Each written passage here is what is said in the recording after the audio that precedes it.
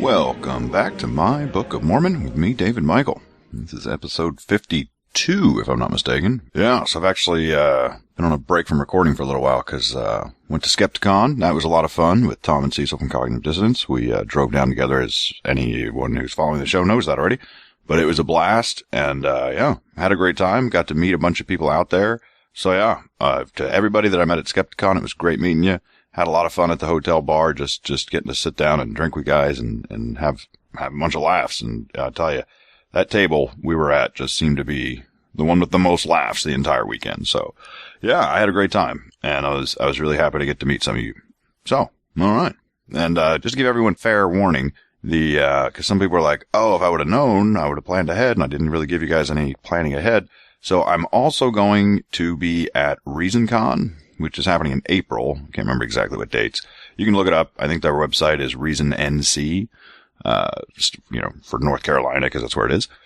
So yeah, so if anybody wants to plan ahead, I know it's 6 months away or something, but yeah, I'll be at ReasonCon. So okay, so before we start getting back to Alma, because we're still in Alma, and we're always going to be in Alma. The book never ends. Have a few people to thank. So that's always exciting. So first up, we have a new MIMO priest, and that would be Priest Hal Prentice. So Hal, thank you very much. And for those of you that are thinking, wait a minute, heard that name before, that's right. Hal gave a one-time donation to the show a few weeks ago, and I guess he decided he wanted to do even more. So now he has joined the ranks of the priesthood. So welcome to being a MIMO priest, Priest Hal. And then also we have to thank Nick Martin, who has given a one-time donation to the show. So thank you so much, Nick. That is very much appreciated. Yeah, I just love starting the shows with thank yous. You guys are the best. Okay, and actually, yeah, we're coming up to the end of November, so we're going to have ourselves another donation to the Taylor Scholarship coming up in a few days. So that's exciting, too. All right. So, all right, I guess we're going to jump back into Alma now. Reach the point where it's unavoidable. We have to get back into the book. So, all right, we are starting with chapter 53. All right. And by the way, there's a few things I'm going to plug or some kind of updates to the show. I'll just do it at the end because I never can figure out what to say at the end. So that's what I'm going to do. All right. So now we can just read chapter 53 of Alma. All right. And it came to pass, drink, that they did set guards over prisoners of the Lamanites and did compel them to go forth and bury their dead. All right. Hold on a second. I should probably say what's going on. All right. So we just had a battle, right? Yeah. We just had a battle. And the Lamanites came in, and they just basically took a bunch of cities because Alma was so busy killing his own people. Or not Alma. It was Moroni. Moroni was so busy killing his own people that he didn't notice that the Lamanites came in, took a bunch of stuff, and so then they went up there and basically conned them out of their defensive positions and either killed or captured them all. Yeah, that's what happened. And remember, there's a lot of prisoners, if I remember right. I think it said that there were more prisoners than there were, people on both sides or whatever. A lot of prisoners. So that's what happened. And it looks like they started out this chapter with compelling their prisoners to bury the dead. Yeah, so that's great. Their forced labor of their prisoners of war. Okay. I guess the Geneva Convention didn't exist back then. All right. Moving on. Yay. Drink. And also the dead of the Nephites who were slain. And Moroni placed men over them to guard them while they should perform their labors. So there you go. Not only did they have to bury their own dead, had to bury the enemy's dead. I don't know, Moroni. I don't like all this forced labor of your prisoners. That's not a good way to treat prisoners. Just saying. And Moroni went to the city of Mulek with Lehi, and took command of the city, and gave it unto Lehi. Okay. I thought there was a city called Lehi. So now there's a city called Lehi, but Lehi he's been given the city of Mulek. So there you go. He gave it to Lehi. Okay. Now behold, this Lehi was a man who had been with Moroni in more part of his battles. Well, we know that. And he was a man like unto Moroni, and they rejoiced in each other's safety. Okay. Yea, drink. They were beloved by each other, and also beloved by all the people of Nephi. Oh, isn't that precious? So Moroni and Lehi, there's a couple of heroes, and might be boyfriends. I'm not sure what it meant by them being beloved by each other. But anyway, okay, we'll just move on. I've been accused in the past of seeing romance where it didn't exist, as I've read this book. So I'm just going to say, we don't know. Maybe. They beloved each other, whatever that means. And it came to pass, drink, that after the Lamanites had finished burying their dead, and also the dead of the Nephites, they were marched back in the land bountiful.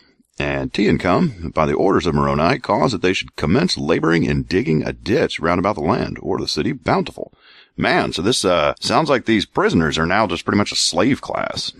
And I love that a few chapters ago, this book was going on and on about how the Nephites didn't want to, kill their brethren, didn't want to put their brethren in bondage. But it doesn't seem like they're having too much of a problem with it right now. They definitely have a whole bunch of people in bondage, and they're forcing them to do their labor. So, great.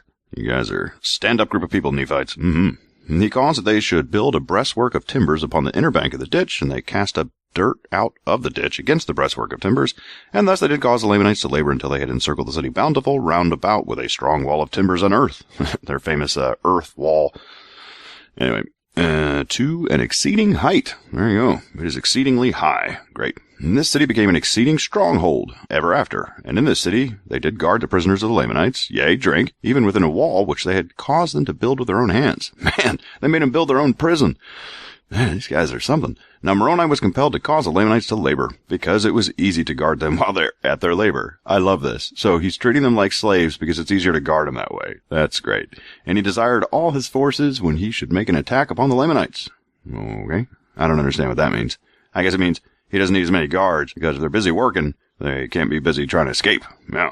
And it came to pass, drink, that Moroni had thus gained a victory over one of the greatest of the armies of the Lamanites, and had obtained possession of the city Mulek, which was one of the strongholds of the Lamanites in the land Nephi. And thus he had also built a stronghold to retain his prisoners. Okay. And I love that Moroni's taking credit. You didn't build a stronghold to retain your prisoners. You forced them to do it.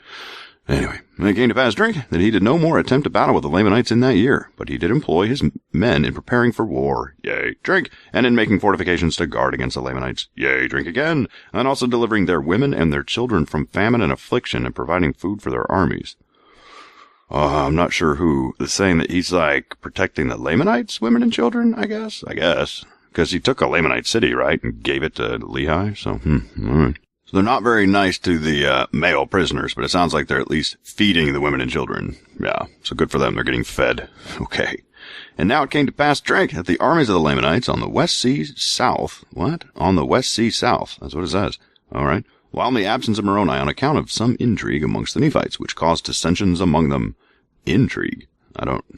Had gained some ground over the Nephites. What is going on? Yea, drink, insomuch that they obtained possessions of a number of their cities in that part of the land. I don't understand what just happened. It sounds like the Lamanites just took some cities, I think. I don't know how. Something about intrigue? I don't know. Weirdly worded. Yeah, sounds like Moroni was so busy doing whatever he was doing that they obtained a number of cities in that part of the land. Okay, so the Lamanites are back at it. There you go. And thus, because of iniquity among themselves, yea, drink, because of dissensions and intrigue among themselves, they were placed in the most dangerous circumstances. I don't know who they is. So I hate when they do that. I guess they're saying that the Nephites they started getting bad, and now this is what they got coming to them or something. I mean that seems to be repeated again and again. So I guess that's what we go with. I think that the Lamanites just took some Nephite cities because the Nephites were doing something of iniquity or dissension or something. They were being bad in some way. Okay. And now behold, I have somewhat to say concerning the people of Ammon, who in the beginning were Lamanites. I love this.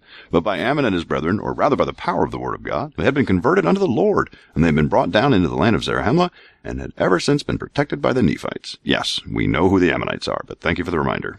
We also want to point out that they never kill anyone. They're total pacifists. We're going to repeat all that too.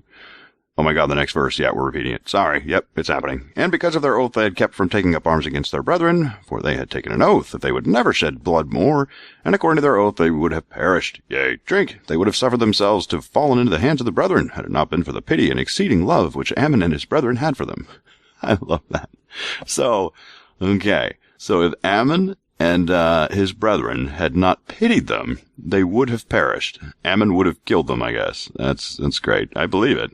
I mean, he might have let some live, just missing some arms, but anyway. And for this cause, they were brought down in the land of Zarahemla, and they had been protected by the Nephites. Well, yeah, they had to pay tribute to that army. Remember, the Ammonites are kind of in the little, they're being extorted by the Nephites a little bit. It's like, yeah, give us a chunk of everything you have, and then we'll give you our protection. Remember that? Yeah. But it came to pass and when they saw the danger and the many afflictions and tribulations which the Nephites bore for them, they were moved with compassion and were desirous to take up arms in defense of their country. Oh, my goodness. Sounds like the Ammonites are about to drop their pacifism. But behold, as they were about to take their weapons of war, they were overpowered by the persuasions of Helaman and his brethren, for they were about to break the oath which they had made. Yeah, Helaman, there's got to be some type of wiggle room here, right? It has to be. Like, there's got to be some little fine print in this oath that would get him out of it so they could fight. I mean, it sounds like you kind of need everybody. This war is pretty rough. I think you need them. Anyway. And Helaman feared lest by doing so they should lose their souls. Therefore, all those who had entered into this covenant were compelled to behold their brethren wade through their afflictions and their dangerous circumstances at this time. Okay. Basically, if you took the oath, sorry, no fighting for you. That's right. But behold, it came to pass, drink, that they had many sons who had not entered into a covenant. That they would not take up their weapons of war to defend themselves against their enemies. Therefore, they did assemble themselves together at this time, as many as were able to take up arms, and they called themselves Nephites. Well, that'll be easier. That's good. Just call them all Nephites. It's easier when it's just Lamanites and Nephites. When they start getting all these other tribes, it gets confusing. It sounds like the descendants of the original, immigrants, the Ammonite immigrants, their descendants, they're allowed to fight. So it doesn't sound like there's a whole cultural thing. It was just those people that personally said they weren't going to fight. They just can't. There's no way out of that. No way out of that oath. And they entered into a covenant to fight for the liberty of the Nephites. Yea, drink to protect the land under the laying down of their lives. Yea, drink again. Even they covenant that they would never give up their liberty. By the way, I don't know how to pronounce the word covenanted, right? So I usually just say it fast. I know I'm saying it wrong, but it's like, who can pause and covenanted? It's a hard word. So I just say covenanted or something. I just say it quick. Okay. But they would fight in all cases to protect the Nephites and protect them from bondage. All right. Now behold, there were 2,000 of those young men. I was kind of hoping for more. 2,000? I mean, it doesn't hurt, but it seems like it's not huge numbers. Okay. Who entered into this covenant and took their weapons of war to defend their country. And now behold, as they never had hitherto been disadvantaged to the Nephites, they became now at this period of time also a great support.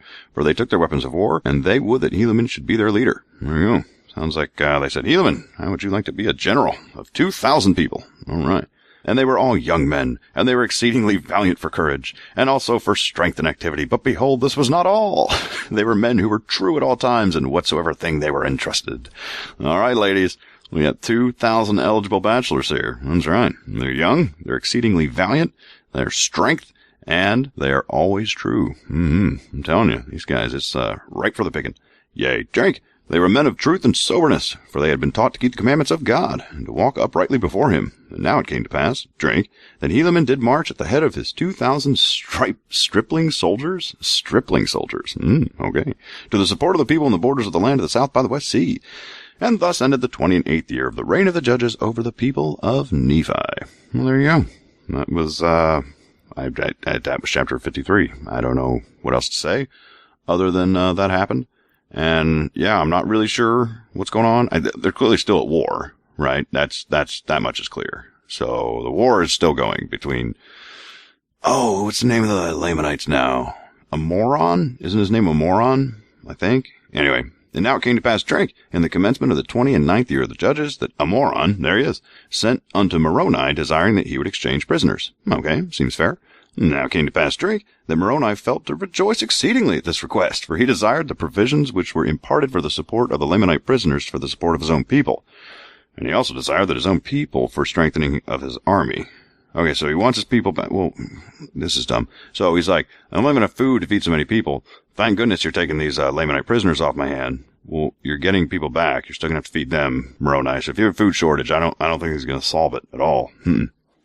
Now the Lamanites had taken many women and children, and there was not a woman nor child among all the prisoners of Moroni, nor the prisoners whom Moroni had taken. Therefore Moroni resolved upon a stratagem to obtain as many prisoners of the Nephites from the Lamanites as it were possible. Okay. Therefore he wrote an epistle, weird, and sent it by the servant of Amoron, the same who had brought an epistle to Moroni. What is an epistle? I don't know. We'll just say a note, whatever. And these are the words which he wrote unto Amoron, saying, Behold, Amoron, I have written unto you somewhat concerning this war which ye have waged against my people, or rather, which thy brother hath waged against them. Oh yeah, his brother. What was his name? I don't remember. But yeah, his brother got stabbed, just got lanced straight through, in his tent while he slept. Bummer. Okay. And which ye are still determined to carry on after his death. Behold, I would tell you somewhat concerning the justice of God. Oh no, not one of these epistles. And the sword of his almighty wrath, which doth hang over you, except ye repent and withdraw your armies into your own lands, or the land of your possessions, which is the land of Nephi. This is something. All right, here we go. He's trying to scare him with God and see if it works. Yea, drink. I would tell you these things if you were capable of hearkening unto them. Yea, drink. I would tell you concerning that awful hell that awaits you. Yeah, here we go. Scaring him with hell now. So first it's like, God is almighty wrath. He's going to smite you down. And it's like, oh, and you don't like that? Then you'll go to hell. Ah. Okay. So, concerning the awful hell which awaits to receive such murderers as thou and thy brother have been, except you repent and withdraw your murderous purposes and return with your armies to your own lands. You know, you're throwing that word of murder around quite a bit, Moroni, and, didn't you just kill like 4,000 of your own people for disagreeing with you politically? Didn't that just happen? But I love that you get to call them murderous people. Yeah, that's great. But as ye have once rejected these things and have fought against the people of the Lord, even so I may expect you will do it again. Now behold, we are prepared to receive you. I love this. So first it was, be afraid of God's wrath. If that doesn't work, be afraid of hell. If that doesn't work, we actually are kind of well defended. He's like, even if God doesn't show up, we're probably still going to win. Just saying. All right. Yea, drink, and except you withdraw your purposes, behold, you will pull down the wrath of God. Well, now God's back, whom you have rejected upon you, even to your utter destruction. So first he was like, we're prepared to receive you. And then he's like, and God will smite you. If I'm reading this letter, I'd be like, I don't think they're ready to defend themselves. Nope. If they're counting on God to win their battles for him, then I think they're ripe for the picking. But as the Lord liveth, our army shall come upon you, except ye withdraw. Ye shall soon be visited with death. For we will retain our cities and our lands. Yea, drink. We will maintain our religion and the cause of our God. Great letter. Oh, no, letter's not over. Sorry. But behold, it supposeth me that I talk to you concerning these things in vain. Or it supposeth me that thou art a child of hell. My goodness. Throwing insults at him now. A child of hell. Therefore, I will close my epistle by telling you I will not exchange prisoners, save it be on conditions that ye deliver up a man and his wife and his children for one prisoner. If this be the case that ye will do it, I will exchange. And behold, if ye do not do this, I will come against you with my armies. Yea, drink, even I will arm my women and my children. Really? You want child soldiers now? Moroni, is there like a moral value you have not broken? You're a bad man. That's all I'm saying, Moroni. All right. So he's going to arm his women and children. That's great. And I will come against you, and I will follow you even into your own land, which is the land of our first inheritance. Yea, drink, it shall be blood for blood. Yea, drink again, life for life, and I will give you battle, even until you are destroyed from off the face of the earth. Man, he's really giving him the old what for. Oh, he's not done. Okay, still going. Behold, I am in my anger, and also my people. Ye have sought to murder us, and we have only sought to defend ourselves. But behold, if ye seek to destroy us more, we will seek to destroy you. Yea, drink, and we will seek our land, and the land of our first inheritance. Man, so he's saying, you can either, do the prisoner exchange exactly the way that I've described it, or I'm going to chase you to the borders of your country and kill you all and take all your land. All right, looks like it's almost done. Now I close my epistle. I am Moroni. I am the leader of the people of the Nephites. He is? No. Moroni's just like the general in charge of the army. Now he's saying he's the leader of the people of Nephites. That sounds awful much like a king, right? And didn't Moroni just kill a whole bunch of people for even suggesting that they wanted a king? And now he's given himself the title of leader of the people of the Nephites. I don't know how the judges are going to feel about that. I'm telling you. Now it came to pass, drink, that Amoron, when he had received this epistle, was angry, and he wrote another epistle unto Moroni. And these are the words which he wrote, saying, can these guys just sit down and have a conversation? They're like pen pals now. This is boring. I am Amoron, the king of the Lamanites. I am the brother of Amalickiah. Oh yeah, that's the guy that got stabbed through the chest. Whom ye have murdered. That's actually pretty fair. Yeah, Amalickiah was murdered. Absolutely. Sleeping in his tent, someone just came in and stabbed him. That was cold-blooded. So, Amoron's onto something here. Behold, I will avenge his blood upon you. Yea, drink, I will come upon you with my armies, for I fear not your threatenings. For behold, your fathers did wrong their brethren, insomuch that they did rob them of their right to the government when it rightly belonged unto them. The government? Talking about? Is he going all the way back to like Nephi and Laman and Lemuel and all that? I don't remember there being a government issue. It was just one family. Anyway. And now behold, if you will lay down your arms and subject yourselves to be governed by those to whom the government doth rightly belong, then I will cause that my people shall lay down their weapons and shall be at war no more. Oh, maybe because Laman was the older brother, he was supposed to be in charge or something. Man, yes, that's a pretty weak claim, going way back. Anyway, I think that's his claim though. I think. Behold, ye have breathed out many threatenings against me and my people. Behold, we fear not your threatenings. Nevertheless, I will grant to exchange prisoners according to your request gladly, that I may preserve my food for my men of war, and we will wage a war which shall be eternal. Wow. Either to the subjecting the Nephites to our authority or to their eternal extinction. Wow. So, he's like, this is pretty much like we can probably stop writing letters back and forth now because, this is not going well. And then, he's basically like, I'm either going to enslave you all or kill you all. And we're not going to stop fighting until that happens. So there you go. There is some bad blood between these two. And as concerning that God, that's awesome. And as concerning that God, whom ye say we have rejected, behold, we know not such a being, neither do ye. But if it be that there is such a being, we know not, but that he hath made us as well as you. That's fair. Yeah. So he's like, let's just say there is a God. You know what? What makes you special? Exactly. Why wouldn't he like us just as much as he likes you? Fair question. And if it be so that there is a devil and a hell, behold, will he not send you there to dwell with my brother whom you have murdered? Yeah, true. Whom ye have hinted that he hath gone to such a place, but behold, these things matter not. I am a moron, and descendant of Zoram, whom your fathers pressed and brought out of Jerusalem. And behold now, I am a bold Ammonite. Behold, this war hath been waged to avenge their wrongs, and to maintain and to obtain their rights to the government, and I close my epistle to Moroni. Man, these guys know how to, end their epistles. I'll give them that. Okay, so his argument here is, so you're basically, I don't know about this hell, but if there is a hell that exists, I'm pretty sure you're going there for murdering my brother in cold blood. God, hard to argue that. Hard to argue. And also I love that they finally called out that Zoram was basically enslaved. Remember? They, stole him. He was, a servant of Laban or something. And then he, two choices. You either die or join us. He's like, okay, I'll join you. So it sounds like they said that they pressed him. And so I think that's probably pretty accurate of what happened. Okay, that was the end of 54. Look at us burning through Alma. No idea how much longer it goes, but we're up to 55. It's still not over. And we're going to keep on reading.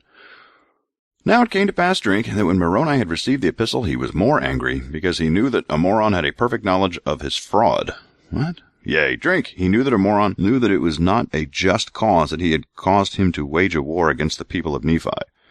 I don't understand there's no cause or just cause. These are feuding, groups of people. They hate each other. What do you want? They're going to fight. And that's how it is. And he said, behold, I will not exchange prisoners with a moron, save he will withdraw his purpose, as I have stated in my first epistle. For I will not grant unto him that he shall have any more power than what he hath got. He doesn't want to exchange prisoners? But it sounded like a moron was like, dude, totally, I'll do it exactly as you say. And now he doesn't want to. That's weird. Behold, I know the place where Lamanites do guard my people whom they have taken prisoners, and as a moron would not grant unto me mine epistle, behold, I will give unto him according to my words, yea, drink, I will seek death among them until they shall sue for peace. And there you go. So Moroni's doing war of attrition. He's going to keep killing Lamanites until they finally give up. Yeah, I don't know if you read that last epistle. He sounded like he was going to keep fighting, no matter what. I don't know if your plan's going to work, Moroni, just saying. Now it came to pass, drink, that when Moroni had said these words, he caused that a search should be made among his men, and perhaps he might find a man who was a descendant of Laman among them. Okay, and it came to pass, drink, that they found one, whose name was Laman. Of course it was. I was getting excited that we were getting some creative names, but it sounds like we're recycling again. And he was one of the servants of the king who was murdered by Amalekiah. Oh yeah, I remember those servants, they ran away because Amalekiah was like, oh, you servants killed him, whatever. Anyway, we got ourselves a Lamanite. That's great. Now Moroni caused that Laman and a small number of his men should go forth unto the guards who were over the Nephites. Now the Nephites were guarded in the city of Gid. Therefore Moroni appointed Laman and caused that a small number of men should go with him. Okay. And when it was evening, Laman went to the guards who were over the Nephites, and behold, they saw him coming, and they hailed him. But he said unto them, fear not, behold, I am a Lamanite. He's like, look at my dark skin. All right, behold, we have escaped from the Nephites, and they sleep. And behold, we have taken of their wine and brought with us. Okay, so they brought some booze. Great. Now when the Lamanites heard these words, they received him with joy. And they said unto him, give us of your wine, that we may drink. And we are glad that ye have thus taken wine with you, for we are weary. And Laman said unto them, let us keep our wine till we go against the Nephites to battle. What? Why would you want to get drunk before you go into battle? Anyway, but this saying only made them more desirous to drink the wine. For, said they, we are weary. Let us take of the wine, and by we shall receive wine for our rations, which will strengthen us to go against the Nephites. They just really want the wine, I guess that's what that was trying to say. And Laman said unto them, you may do according to your desires. And it came to pass, drink. They did take of the wine freely, and it was pleasant to their taste. Therefore they took of it more freely, and it was strong, having been prepared in its strength. All right, so he's getting the guards good and liquored up. This is a genius plan. This is how it always works. Get the guards drunk. All the prisoners escape. All right, it came to pass that they did drink and were merry. By and by, they were all drunken. Didn't this happen once before? I feel like this happened somewhere in the back when, like, the Nephites were under the Lamanites and they wanted to leave, and so they just got the guards drunk and left. I feel like this happened like a long time ago, like 1st or 2nd Nephi. Anyway, this is happening again. Lamanites and their drunkenness. All right, let's see. And now when Laman and his men saw that they were all drunken and were in a deep sleep, they returned to Moroni and told him all the things that had happened. And now this was according to the design of Moroni. And Moroni had prepared his men with weapons of war, and he went into the city of Gid, while the Lamanites were in a deep sleep and drunken. Wait a minute. I thought it was just like a few guards, like guarding the prison. They actually walked into this town and got every single Lamanite drunk. That's great. Okay. And cast in weapons of war unto the prisoners. So he's giving the prisoners weapons. There you go. Insomuch that they were all armed. Yea, drink.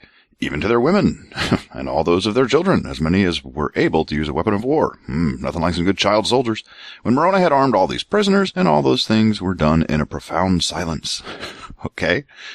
I guess they just, like, did it really, like, shh, quiet, take the sword, okay?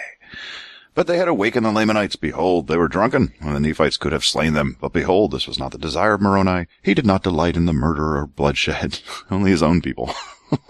Yeah, he doesn't want to kill Lamanites. He just wants to kill his own people that don't agree with him. Anyway, but he delighted in the saving of his people from destruction. For this cause he might not bring upon him injustice. He would not fall upon the Lamanites and destroy them in their drunkenness. So there you go. A good man of honor. Wouldn't kill anyone drunk. But he had obtained his desires, for he had armed those prisoners of the Nephites who were within the walls of the city, and had given them power to gain possession of those parts which were within the walls. And then he caused the men who were with him to withdraw a pace from them and surround the armies of the Lamanites. Interesting. So he went into the town, and all the Lamanites were drunk. He could have, like, tied them up, taken them prisoner. No, he just left them alone real quietly, gave all the prisoners weapons, and then left. Interesting. Okay. And now, behold, this was done in the nighttime, so when the Lamanites awoke in the morning, they beheld that they were surrounded by the Nephites without, and that their prisoners were armed within. And thus they saw the Nephites had power over them. And in these circumstances, they found that it was not expedient that they should fight with the Nephites. Therefore, their chief captains demanded their weapons of war, and they brought them forth and cast them at the feet of the Nephites, pleading for mercy.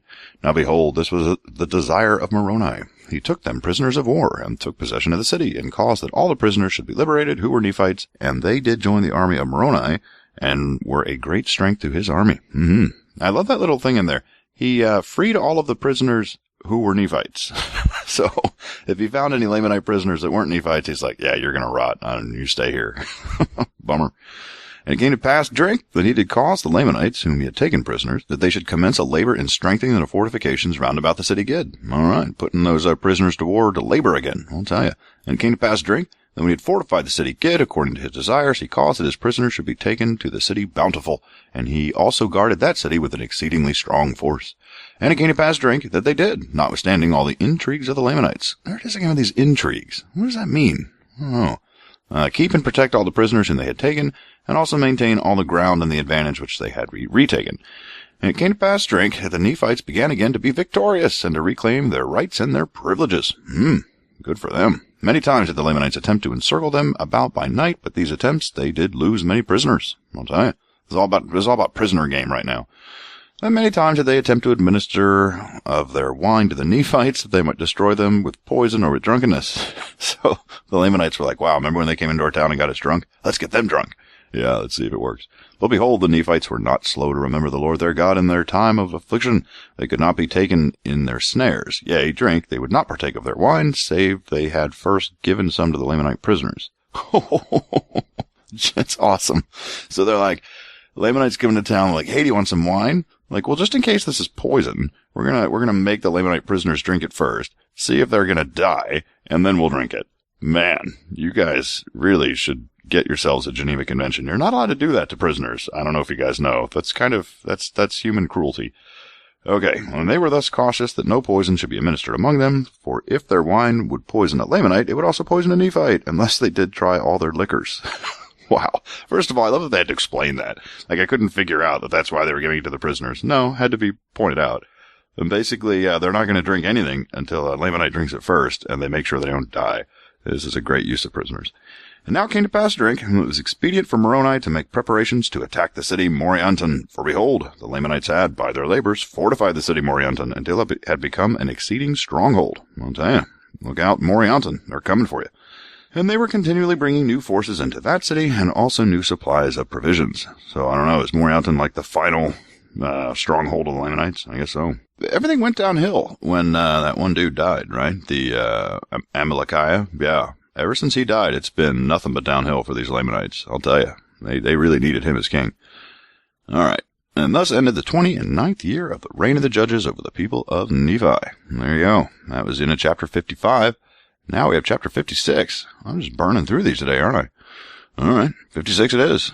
Again, it's still going. Don't know when it's going to end. Well, let's go.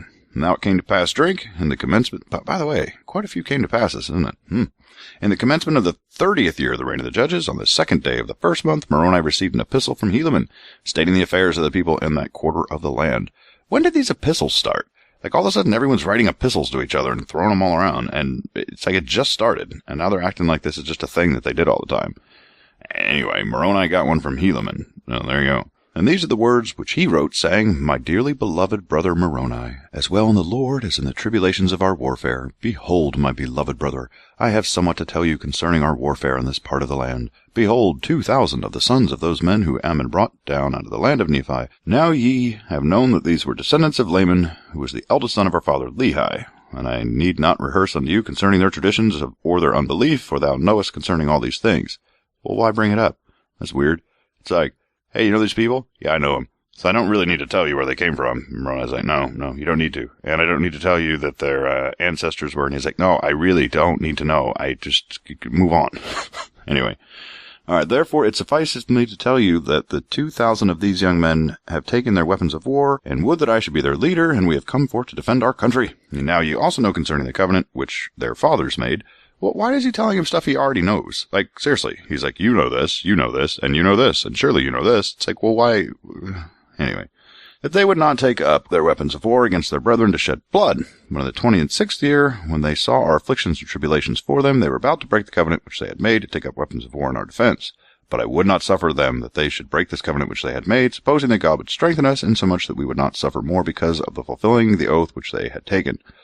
Oh my God, they just told us this. Why are they repeating this? But behold, here is one thing in which we may have great joy. For behold, in the 26th year, I, Helaman, did march at the head of 2,000 young men in the city of Judea to assist Antipas. That's a messed up name. Antipas. Great. Guess he doesn't have any pus. Whom ye had appointed leader over the people in that part of the land. And I did join my 2,000 sons, for they are worthy to be called sons. I love when they throw in those parentheses. To the army of Antipas, in which strength Antipas did rejoice exceedingly, for behold, his army had been reduced by the Lamanites, because of their forces had slain a vast number of our men, for which cause we have to mourn. So sounds like Helaman showed up with his 2,000 young strapping men just in time, because Antipas was running out of men. I don't know. Nevertheless, we console ourselves in this point. They have died in the cause of their country and of their God. Yea, drink, and they are happy. They're happy dead men. That's great. And the Lamanites had also retained many prisoners, all of whom are chief captains, for none other have they spared alive. And we suppose that they are now at this time in the land Nephi. It is so if they are not slain. Okay? So basically they're saying the Lamanites just, they're dirty people. They just kill everyone. They only took the captains. The chief captains of that. And they assume that these chief captains are being held in the land of Nephi. Yeah, I don't understand how these same Lamanites, who just a second ago had women and children prisoners, and, whole families, and now it's saying that if you're not a chief captain, they kill you on the spot. Does not add up. Your own story has just, it doesn't match. Anyway. And now these are the cities of which the Lamanites have obtained possessions by the shedding of blood of so many of our valiant men. The land of Manti, or the city of Manti, and the city of Zizram, and the city of Kamuni, whatever, and the city of Antipara. Okay. And these are the cities which they possessed when I arrived at the city of Judea, and I found Antipas and his men toiling with their might to fortify the city. Yea, drink, and they were depressed in body as well as in spirit, for they had fought valiantly by day and toiled by night to maintain their cities, and thus they had suffered great afflictions of every kind. Tell ya, Antipas and his men, not doing so hot. And now they were determined to conquer in this place or die. Therefore, ye may well suppose that this little force which I brought with me, yea, drink, these sons of mine, gave them great hopes and much joy. And it came to pass, drink, that when the Lamanites saw that Antipas had received greater strength to his army, they were compelled by the orders of a Moron to not come against the city of Judea or against us to battle. It worked. That's all they had to do. They just took one look. Those 2,000 strapping young men. And they're like, yeah, we can't go against them. There's too many of them. There you go. And thus we were favored by the Lord, for they had come upon us, and this our weakness, that they might have perhaps destroyed our little army, but thus we were preserved. I don't know what the Lord did. Sounds like you saved the day. Take credit, Helaman, you brought in reinforcements, and that saved the day. I don't think the Lord did it. Anyway, they were commanded by a Moron to maintain those cities which they had taken, and thus ended the 26th year. And in the commencement of the 27th year, we had prepared our city and ourselves for defense. Now we were desirous that the Lamanites should come upon us. Well, imagine, when you're in a well-fortified position, you're like, boy, I really hope they attack. Of course you do. You don't want to meet them in the field of battle. That's no good. All right. For we were not desirous to make an attack upon them in their strongholds. Of course not. This is so, whatever. And it came to pass, drink, that we kept spies out round about to watch the movements of the Lamanites, that they might not pass us by night or by day to make an attack upon other cities which were on the northward. For we knew in those cities they were not sufficiently strong to meet them. Therefore we were desirous that if they should pass by us, to fall upon them in their rear, and thus bring them up in the rear at the same time they were met up in the front. We supposed that we could overpower them, but behold, we were disappointed in this our desire. They were disappointed in what? I don't know. So their plan was, they have one fortified city in this area, and if the Lamanites somehow slip by it, they have spies that would see that, and so then they would, circle their army behind them and kind of try and surround them. But for some reason they're disappointed. I don't know why. They durst not pass by us with their whole army, neither durst they with a part, lest they should not be sufficiently strong and they should fall. Neither durst they march down against the city of Zarahemla, neither durst they cross the head of Sidon over to the land of Nephihah. So it sounds like these Lamanites are just staying in their cities. Whichever ones that they've already taken, they're just like, we're happy here. There you go. Now it came to pass, drink, in the 2nd month of this year, there was brought unto us many provisions from the fathers of those my 2,000 sons. Okay, so the pacifists are bringing supplies. Okay, so they're part of the war effort. They just can't kill. Fair. And also they were sent 2,000 men unto us from the land of Zarahemla, and thus we were prepared with 10,000 men and provisions for them, and also for their wives and their children. What are you doing bringing your wives and children into war? I mean, leave them home, I think. Maybe. Anyway. And the Lamanites, thus seeing our forces increase daily and provisions arrived for our support, they began to be fearful and began to sally forth. What? Really? Some dude in BCE was typing, or is it BCE? Yeah, BCE. Anyway, he's writing, they began to sally forth. That's awesome. I thought that was a relatively new expression. Anyway, if it were possible to put an end to our receiving provisions and strength. Maybe I'm wrong. Maybe sally forth was said, 2,000 years ago, but I would not think so. Okay. Now when we saw that the Lamanites began to grow uneasy on this wise, we were desirous to bring a stratagem into effect upon them. Therefore Antipas ordered that I should march forth with my little sons to a neighboring city, as if we were carrying provisions to a neighboring city. Okay, so they're supposed to pretend to carry provisions? I don't understand. He's supposed to take his 2,000 men, which he's now calling his little sons, to a neighboring city, and this is supposed to be some type of ruse. All right. And we were to march near the city of Antipara, and if we were going to the city beyond in the borders of the seashore. Okay, and it came to pass, drink, that we did march forth as if with our provisions to go to that city. What does it mean, as if with our provisions? So they don't have provisions? You need some provisions. Anyway, this is some type of ruse, so we'll see if it works. And it came to pass, drink, that Antipas did march forth with part of his army, leaving the remainder to maintain the city. But he did not march forth until I had gone forth with my little army, and came near the city of Antipara. And now in the city of Antipara were stationed the strongest army of the Lamanites. Yea, drink, the most numerous. Okay. And it came to pass, drink, that when they had been informed by their spies, they came forth with their army and marched against us. Why? Guys, you didn't learn this before? Don't leave your fortified position. They're doing it again. This is the same exact trick that, okay. A moron. You're being a moron again. All right, here we go. Let's see if we can figure it out.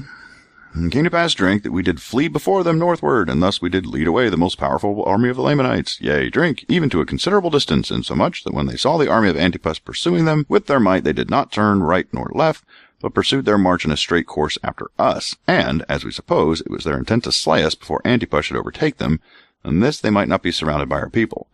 That's the smartest thing I've heard the Lamanites do this entire time. So basically they realize they've been caught in a snare, but they're like, hey, if we just run fast towards this little weak army in front of us, we can just take them out before the army at our rear catches up. Pretty good plan. I mean, considering rock in a hard place, kill the rock, right? And now Antipas, beholding our danger, did speed the march of his army. But behold, it was night. Therefore they did not overtake us, neither did Antipas overtake them. Therefore we did camp for the night. So everything just stops when the sun goes down, apparently. And it came to pass drink, and before dawn of the morning, behold, the Lamanites were pursuing us. Now we were not sufficiently strong to contend with them. Yea, drink, I would not suffer that my little son should fall into their hands. Therefore, how young are these guys? You know what I mean? Like, I figured they were at least, like, men. You know, they were just like the next generation of Ammonites, but apparently he keeps calling them his little sons. So I don't know if they're like 8-year-olds or what. It's weird. Okay. They continued their march, and we took our march into the wilderness. Uh-oh. The wilderness. We'll see you later, guys. I'm never going to see you again. Now they durst not turn to the right or the left, lest they should be surrounded. I already said that. Neither would I turn to the right or the left, lest they should overtake me. And we could not stand against them, but be slain, and they would make their escape. And thus we did flee all the day into the wilderness, even until it was dark. It came to pass drink, that again, when the light of the morning came, we saw the Lamanites upon us, and we did flee before them. How long is this going to go on? But it came to pass drink that they did not pursue us far before they halted, and it was the morning of the 3rd day of the 7th month. You know, I don't think I've ever read a battle that was more boring. But all right, let's see if this gets any better. And now, whether they were overtaken by Antipas, we knew not. But I said unto my men, oh, now they're men, they used to be little sons, behold, we know not, but they have halted for the purpose that we should come against them, that they might catch us in their snare. Therefore, what say ye, my sons? Will ye go against them to battle? And now I say unto you, my beloved brother Moroni, that never had I seen so great courage, nay, not amongst all the Nephites. For as I had ever called them my sons, for they were all of them very young. Again, we don't know how young. Even so they said unto me, Father, behold, our God is with us, and he will not suffer that we should fall. Then let us go forth, and we would not slay our brethren, if he would let us alone. Therefore let us go, lest they should overpower the army of Antipas. Now, his little boys, they're like, can we fight? Yay, we want to fight. All right. Now, they had never fought, yet they did not fear death. They did think more upon the liberty of their fathers than they did upon their lives. Yea, drink. They had been taught by their mothers that if they did not doubt, God would deliver them. All right, so these are brave kids. It's great. And they rehearsed unto me the words of their mothers, saying, we do not doubt our mothers knew it. Okay. So basically the mom said, as long as you don't doubt, God's got your back. And they're saying that they don't doubt that their mothers were right. There's just no doubt anywhere. That's great.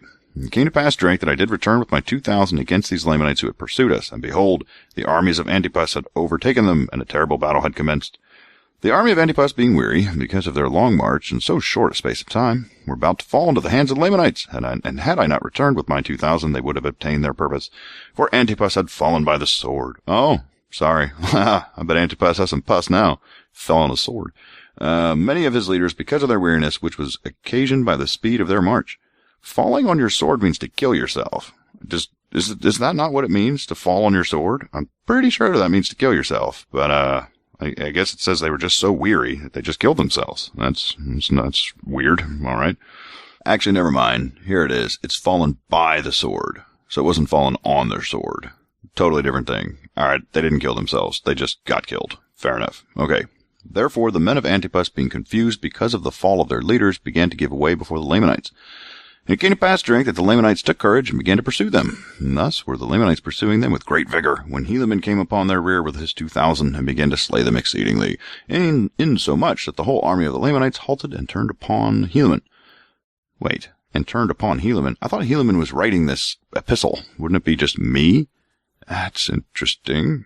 I don't know. Hold on. Yeah, this whole thing is an epistle, whichever that is, a letter, I guess, from Helaman to Moroni, and the whole time, he's like, my little children, my sons, and my this, me that, and now all of a sudden, it's just like referring to him in a third person. Helaman came around with the rear with his 2,000, you know what I mean, they halted and turned upon Helaman. That's weird. It's like they changed tenses. I don't think the letter ended, did it? Or the epistle?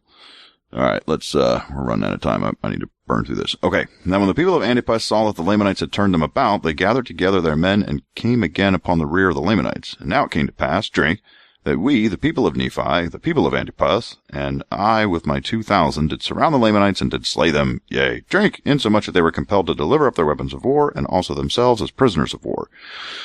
Okay, now you've got some more poison tasters. That's great. Now it came to pass, drink, that when we had surrounded them, when they had surrendered themselves up unto us, behold, I numbered those young men who had fought with me, fearing lest many of them were slain. But behold, to my great joy, there had not one soul of them fallen to the earth. Yea, drink, and they had fought as if with the strength of God. Yea, drink again. Never were men known to have fought with such miraculous strength, and with such mighty power did they fall upon the Lamanites, that they did frighten them, and for this cause did the Lamanites deliver themselves up as prisoners of war. Well, if these guys are that awesome, they have the strength of God, they can't be killed, apparently. They went into a giant sword battle, and none of them died, and they're the strongest guys. Never, just send them into a city. I mean, they're obviously like this superpowered army. Yeah, fortified city, just go take it. Send in those 2,000. They can't die. Seems that would be what I would do. Okay. And as we had no place for our prisoners, that we could not guard them, to keep them from the armies of the Lamanites, therefore we sent them to the land of Zarahemla, and a part of those men who were not slain of Antipas with them, and the remainder I took and joined them to my stripling Ammonites. Okay, and took our march back to the city of Judea. That's into 56. All right, that was, that took forever for that battle to happen, but it finally did, and it sounds like those 2,000 young strapping men, they saved the day, and none of them died because they were just so awesome. All right. So that's it for now. A few things I want to mention. So, a longtime supporter of the show, a guy on Twitter goes by @SeathenHeathen, has started himself a podcast. It is called Unbuckling the Bible Belt. I recommend everybody give it a try. And, I've listened to I think there's 2 episodes out right now. I've listened to both of them, enjoyed it. So try that one out. Unbuckling the Bible Belt. I will put a link to the show on this week's show notes. Yeah. And secondly, I want to mention, I know I mentioned this before, it might have been a week or 2 ago, but seriously, Naked Mormonism podcast, if you have not checked that out, wow. Bryce does just a fantastic job. I am not aware of anyone else that's doing as much work and research as he's doing for that show. Like most of us just, what do? I turn on a thing and I read it and that's it. Done. Like this guy knows his stuff. So you should definitely check out Naked Mormonism podcast if you haven't yet. It's been, seriously, I've been on the edge of my seat. I think there's 6 episodes out and I've binge listened to all of them. So well done, Bryce. Love your show. Okay. Last thing I want to say is that, as you guys know, a week and a half ago, I was on the Mormon Stories podcast. Turns out they want to re-record. Imagine that. And they're very polite about it. They were like, it was our fault. We weren't structured enough with the questions and all this and that. And I'm like, it was probably because I just finished playing the drinking game. But they were being nice about it. So they want to re-record. We're probably going to do it sometime this week. I'm not sure exactly. So for those of you that have been checking out Mormon Stories, wanting to see when that episode airs, it may be a little bit longer, I'm afraid. So, yeah, that is what it is. Okay. And lastly, I want to tell you guys I have kind of lined up a few guests potentially. So we may have a few guests that come on the show. And, I'm just going to leave it at that for now. Just going to just giving a little preview there. Not really a preview, just a spoiler. We're going to have guests later. And, we're going to see, I'm not even sure what we're going to do yet. But yeah, we got some people that are going to come on the show and, probably do some reading with me. We'll see. We'll see how it works.